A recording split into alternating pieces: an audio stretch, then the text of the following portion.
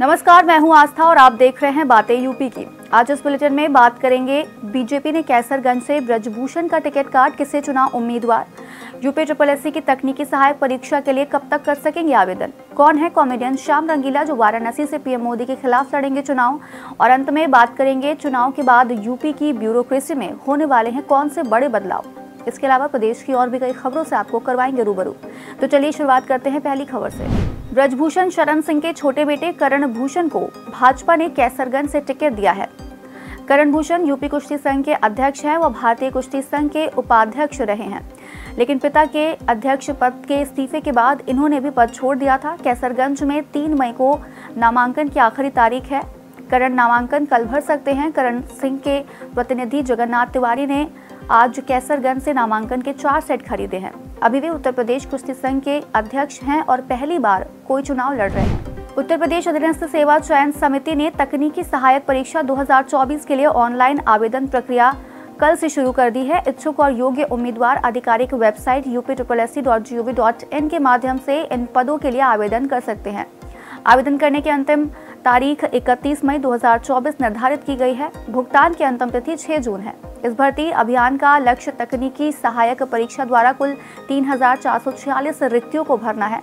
इन पदों के लिए आवेदन कर रहे उम्मीदवारों को मात्र 25 रुपए का आवेदन शुल्क देना होगा। अयोध्या के डॉक्टर राम मनोहर लोहिया अवध विश्वविद्यालय प्रशासन ने आवासीय परिसर के graduation, post graduation, PG diploma और सर्टिफिकेट पाठ्यक्रमों में दाखिले की प्रक्रिया शुरू कर दी है। विश्वविद्यालय से संबंधित राजकीय महाविद्यालयों के समस्त पाठ्यक्रमों तथा संबद्ध महाविद्यालयों के व्यावसायिक पाठ्यक्रमों में प्रवेश के लिए 15 जून तक छात्र आवेदन कर सकेंगे। परिसर के विभिन्न पाठ्यक्रमों में प्राप्त आवेदन पत्रों के सापेक्ष काउंसलिंग प्रक्रिया 20 जून से प्रारंभ होगी। वहीं विश्वविद्यालय एवं संबद्ध महाविद्यालयों में संचालित व्यावसायिक पाठ्यक्रमों में LLB, LLM और MEd एवं फार्मेसी पाठ्यक्रमों में प्रवेश परीक्षा का आयोजन 6 जुलाई को किया जाना प्रस्तावित है। वहीं इन पाठ्यक्रमों के प्रवेश परीक्षा परिणाम की घोषणा 15 जुलाई को होगी। मशहूर कॉमेडियन श्याम रंगीला भी लोकसभा चुनाव लड़ेंगे। उन्होंने ऐलान किया है कि वह प्रधानमंत्री नरेंद्र मोदी के खिलाफ वाराणसी से निर्दलीय उम्मीदवार के रूप में 2024 का लोकसभा चुनाव लड़ेंगे। सोशल मीडिया X पर पोस्ट किए गए एक वीडियो संदेश में कॉमेडियन श्याम रंगीला ने पीएम मोदी की हर किसी को अपनी भाषा में जवाब मिलना चाहिए वाली टिप्पणी की नकल की है। उन्होंने कहा है कि वह पीएम को उनकी ही भाषा में जवाब देने के लिए वाराणसी आ रहे हैं। सोशल मीडिया पर पोस्ट किए गए एक वीडियो में श्याम रंगीला ने लिखा कि किसी को अपनी भाषा में प्रतिक्रिया मिलनी चाहिए। उन्होंने कहा है कि वह पीएम को उनकी भाषा में जवाब देने के लिए वाराणसी आ रहे हैं।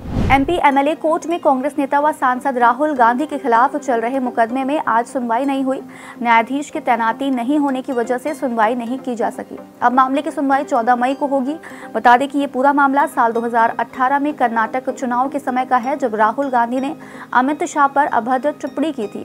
आरोप है कि उन्होंने कर्नाटक की एक जनसभा में गृह मंत्री को हत्यारा कहा था। मामले में राहुल गांधी पर मानहानि का केस दर्ज हुआ था।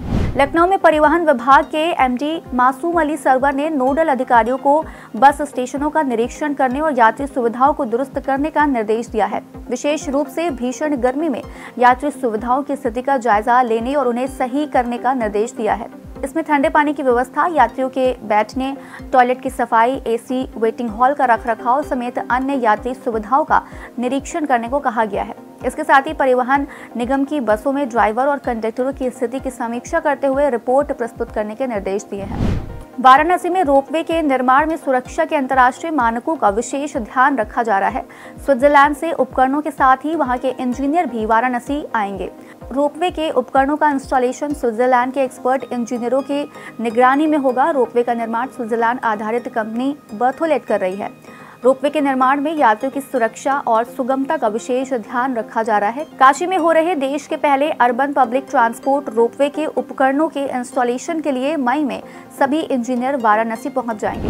नेशनल शुगर इंस्टीट्यूट के इतिहास में पहली बार किसी महिला को निदेशक पद की जिम्मेदारी दी गई है। प्रोफेसर सीमा परोहा ने 20वीं निदेशक के रूप में कार्यभार संभाल लिया है।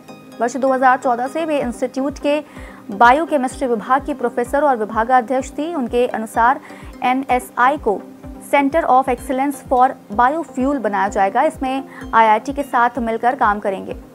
सेंटर में ethanol, aviation fuel, biogas, CNG आदि पर काम किया जाएगा। प्रोफेसर परूहा ने बताया कि उनकी प्राथमिकता पर कर्मचारियों के प्रमोशन और खाली पदों पर स्टाफ की भर्ती है। फैकल्टी में अभी 27 पद खाली हैं। प्रोफेसर राजेंद्र सिंह राज्य विश्वविद्यालय परिसर में सत्र 2024-25 से बीटेक एमटेक का 5 वर्षीय इंटीग्रेटेड पाठ्यक्रम शुरू होने जा रहा है, जिसके तहत आर्टिफिशियल इंटेलिजेंस और डेटा साइंस की पढ़ाई होगी।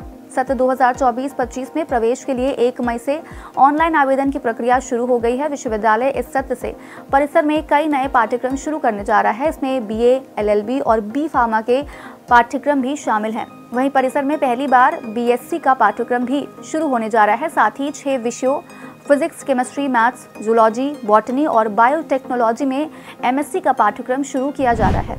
लोकसभा चुनावों के बाद यूपी की ब्यूरोक्रेसी में बड़े बदलाव होंगे। सूबे की सबसे बड़ी प्रशासनिक कुर्सी पर कौन बैठेगा, इसका फैसला भी लोकसभा चुनाव के बाद होना तय माना जा रहा है। प्रदेश के मुख्य सचिव दुर्गाशंकर मिश्र का कार्यकाल 30 जून को समाप्त हो रहा है। ऐसे में इस कुर्सी के लिए 1988 बैच के अफसर सबसे आगे हैं। मौजूदा एपीसी और आईआईडीसी मनोज कुमार सिंह को चुनावों के बाद प्रदेश का मुख्य सचिव बनाया जा सकता है। वर्तमान में मुख्य सचिव दुर्गाशंकर मिश्र छुट्टी पर है। आज का यूपी में फिलहाल इतना ही। अपने शहर की बड़ी खबरों का अपडेट पाने के लिए बने रहिए हमारे साथ और देखते रहिए बातें यूपी की।